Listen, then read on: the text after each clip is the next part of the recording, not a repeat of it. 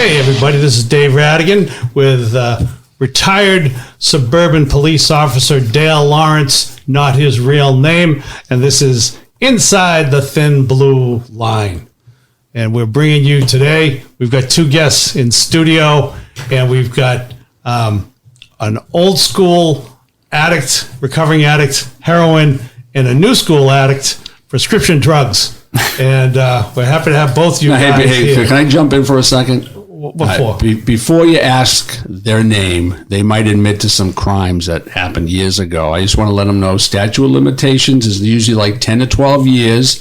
And if you start saying something, I'm probably going to stop and give you your Miranda warning so you don't incriminate yourself. But other than that, let's have a good show. Go ahead, Dave. So any dead hookers we buried are like 15 years old or good? Yeah. Perfect. Yeah, 15 years. What is it they're not? Murder? Yeah, there's no statute. Well, you know something? I'm going to say no. Yeah, there's not a statute of limitations on that. Obviously, there isn't. But like sex crimes and assaultive crimes, I don't really know them all because I'm just thinking. Yeah, we're not going to get into that. We're going to get shoplifting a candy bar from some convenience store, and you're going to be good for that. So, Cody, don't talk about that story we're talking about. Yeah, exactly. Push off for cheating on your significant other. Crazy things go on in this town. That's that happens in this town. I can't believe that. On my left, Cody Green, 27 years old, new school addict, Percocet, formerly Percocet, and of course, all of these drugs, as we've talked about, they all started as prescription drugs, except for weed. All of these drugs, codeine, morphine, heroin, cocaine, all very effective painkillers at one time. So it's really not that surprising that the addiction of this century is prescription drugs, although the patterns have changed a little bit. And on my right, and we're using real names this time, Jason Moore, 42, a Marine, and you recovered. Former Marine. Okay. I always thought it was not active duty. Sorry. Okay. I thought it was once a Marine, always a Marine. It is usually. Yeah. No, it depends. If you get kicked out, you're not. But Jay didn't get kicked out. But if you're someone who got kicked out, you wouldn't be a Marine anymore. Okay. But people distinguish usually active duty. Yeah. When they say. Okay, so definitely not active duty. No longer an active duty Marine, but you had you recovered 8 years from heroin and alcohol. Correct. And so we're going to talk about types of drugs that are abused. We're going to talk about crimes because drugs and crime. They go together. Yeah, not in all cases, but sometimes. And let's just start with the types of drugs abused. Psych and behavioral meds, painkillers. Obviously, they start from people taking it out of their the medicine cabinet, or from their neighbors, or from their own prescription. Obviously, we've had a couple of high-profile cases. The Jason Allison case, former Red Sox. Jason Allison, or I think it was Jason. Jeff Allison. Jeff Allison, the baseball pitcher from Peabody, Allison. Massachusetts, right? Yep. You sure you want to throw him under the bus? But go ahead. It's pretty. I think right now it's pretty high profile. Now it's pretty high profile. But he had a tough go. He had surgery. He got hooked. Painkillers are highly addictive, and unfortunately for Jeff Allison, he fell prey to addiction and derailed his career. But that was a high profile. But it turns out that a lot of athletes once they have a surgery or two, they wind up hooked. Which I know that, Cody, was not your situation. Tell me about you. So it's funny you say they're addictive. The last words I said before I took Percocet, I was stealing them from my buddy's parents. And the last thing I said to him, hey, I hear these things are pretty addictive. No matter how bad I want more, don't let me steal any more. And then like years later, I must have went through so many bottles, taking them from his parents. They must have had a hookup with a doctor or something. Yeah. A doctor, prescribing them the Percocet. And so once again, one of the worst crimes is just I would break into their house and I'd kind of raid the medicine cabinet and clear stuff out. got Percocet. They had all different kinds of stuff though. They had like codeine. They had a bunch of Valium, which is a benzo. It's kind of a different thing. On another note, codeine. That was my nickname in detox. That was your nickname? That was my nickname in detox. Yeah. Codeine. Yeah, they would call me codeine. Yeah, exactly. Yeah, there's no love lost in rehab, brother. There's not a lot of supportive people out there, I don't think. I think supportive in their own way. Supportive in their own way. That's a good way to put it. I Yeah. think the black humor that exists for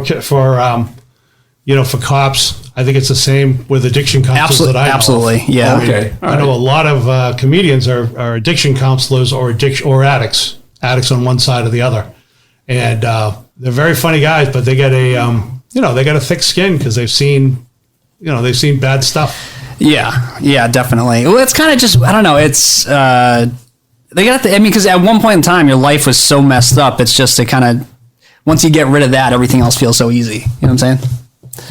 Yeah, I do. Jay, how about you? I mean, I was in high school. I think we all experimented a little bit. I, drank a little bit and, smoked a little grass back in high school. My big problems didn't come until more or less after I got out of the Marine Corps. I was in my mid-20s and I was in a lot of pain. I had some serious hip problems that required both hips to be replaced with, full joint replacement on both sides. And that was the first time I'd ever touched, prescription meds. Mm-hmm. And so that's what led up to my, my heroin addiction. It didn't start out like that. I had never touched any of that stuff until the surgeon, was given to me. And I think a lot of people are probably in a similar nature. I don't think a lot of people, seek out to be right in that boat or in that lifestyle. And so, the issue was I got both my hips replaced, and one of the hips, the implants was bad. But the issue is that there's a high level of prescription medication that comes with a joint replacement like that, a surgery like that. And after 2 replacements, I thought I was good, but I had to have my right hip replaced 3 times consecutively, after that. And so each time came with a high amount of pain meds, having to get clean afterwards, only to find out, there's another problem with the hip. We're going to have another surgery. It's more pain meds, more physical therapy. And so, unfortunately, it was a 6 or 7 year ride where it was, on and off the pain meds. Yeah. Almost on an annual basis. It was, on, then off, then on and off again. And, you can't go through that and just not get addicted. Yeah. Especially when you're on such a high. And I think I'm correct to say they're all addicted. Oh, of course. I mean, in the turn of the century, late 1800s, early 1900s, heroin was introduced as a medical painkiller, but it was pretty soon, like within a couple of years, they were like concerned about the addictive nature of it.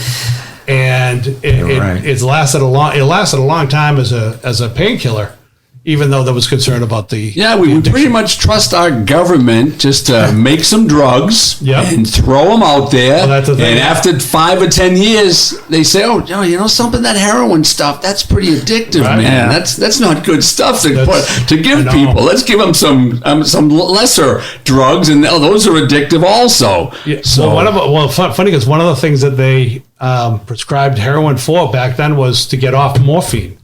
If you want to get off your morphine addiction, you try heroin, which is more addictive.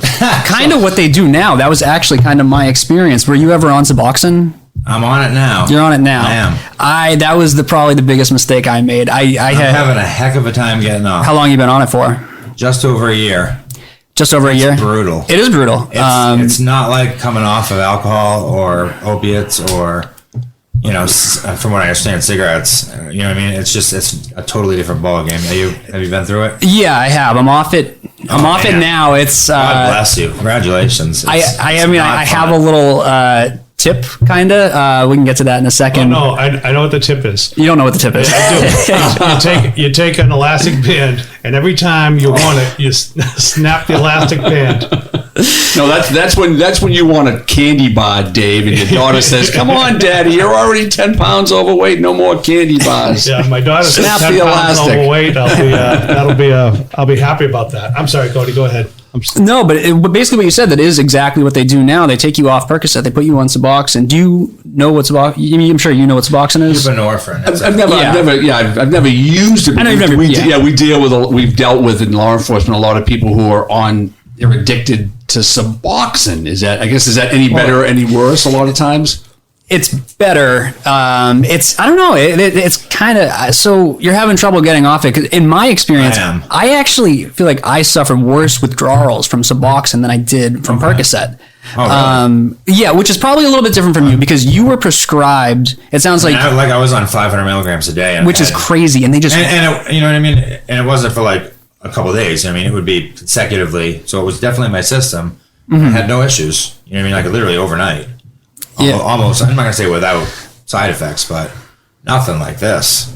Like I had to go see my doctor last week and be like, listen, you have to tell you the truth, and I'm gonna need some help because you know what I mean. I didn't realize this, and if you know, if I'm having this much problem, and I was able to quit alcohol and heroin overnight, cold turkey by myself, I can imagine there must be so many other guys out there in our boat that are just tormenting themselves. You know what I mean? They want to be clean, they want a better life, and they can't seem to quite find the path to get there.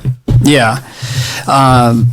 So for both of you, just so you know, so Suboxone, so it is, I believe it's technically an opioid, but it also has something else in it. It's a blocker. So you can't take, so if you take heroin, you're not going to feel the effects of heroin or Percocet for that matter. It actually blocks that. So so it prevents relapses in that sense, but you're still taking an opioid. So that's to help with withdrawal, but it's very common for it to be used long term. Like for you, you're at a year in. People to help them get off of opiates, but then how do you get off of that? Like no one ever told me that. No, I don't think they tell people that, and it's like you're fucked. Pardon my French, but that's you're okay. in a lot of trouble. This is not not a child's toy. It's kind of like your sex addiction, Dave. The U.S. government, the government shut down your internet, so you can't go on the porn sites, but you still have those 40 or 50 Playboys when you had when you were a 10-year-old kid. So it's one or the other, Dave, with you. I think you're projecting. All right. So let's talk about crime, drugs and crime. Drugs and crime go hand in hand. I was thinking there are three categories. Dale, what do you think? Is it one is selling the drug or smuggling the drug? Dale. Oh, okay. Yeah, we're using a fake name. Right. All right. Yeah. Okay, Dale. We all have aliases, brother. We all have faces. Dale, police officer. Anyway, back to this, Dale. So there's one of them is selling, smuggling, tax evasion, all related to dealing the drugs. Yeah, that's kind of really high level. Yeah, high level. Okay, then two is the idea of gang versus gang competition. Somebody shoots somebody over. Wow. Yeah, that wouldn't necessarily be in this community. In larger communities, Worcester, Lynn, Boston, New York, places like that, where there is predefined drug turfs. Don't be selling your heroin on another person's turf. I knew somebody from this town who went to jail for shooting somebody because there was a drug deal gone bad. And that's all the details that I'm going to say. Yep. Because I don't want to get shot. There you go. But so anyway, so that's the second one. And then the third, and I think the one that we're going to be talking about mostly today, is when you're an addict and you need money and you're going to use your drugs, you got to do the crime. The first link there would be like people will panhandle. They'll be in front of a store, CVS, a drugstore, a restaurant, wherever they're going to be asking for money. And then from there, what I've seen in law enforcement, people come into the station and they'll ask, hey, can I have a police report because someone broke into my house and stole 100 Klonopins. Oh boy. Okay. All right. Stole your medication. Or a grandmother or a mother will come in and she'll say, hey, someone stole my drugs, and then we'll ask her a question. Well, is anyone in your family drug addicted? And my grandson Jimmy has a drug habit. So we just kind of deduce that he stole it. And usually I got some bad news for you. If you go to most police stations, you aren't going to get a police report from cops, especially if they know your history and they know you are a drug user or addicted to drugs, or you're like a grandmother whose grandson's addicted to drugs and he stole your drugs. We're not going to write you a note or a police report so you can bring to your doctor and they'll give you another script. We don't do that. I've done it one time in my 32 career. What about the poor grandmother? Well, like I said, Cody comes in, Yeah. steals her. What if it wasn't little Jimmy? Well, someone little legit, B&E. You picking on me? No, just calling out your bullshit. There might be somebody who broke into the house. That's true. Now you've screwed poor old Granny. Yeah, She's like, old fuck. Granny. Now Granny's in pain and she's suffering.